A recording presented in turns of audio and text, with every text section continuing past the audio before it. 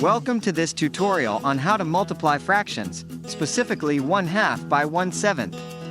Let's break it down step by step to make sure it's really clear.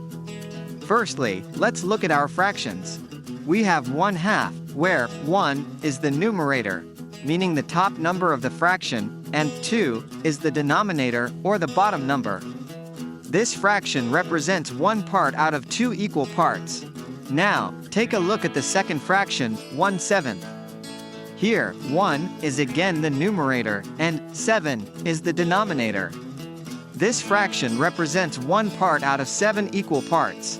To multiply these two fractions, we multiply the numerators together and then the denominators together. So, multiplying the numerators, 1 times 1 gives us 1. For the denominators, 2 times 7 gives us 14. Therefore, 1/2 multiplied by 1/7 equals 1/14. And there you have your final answer. It's as simple as that. Remember, 1/14 is already in its simplest form.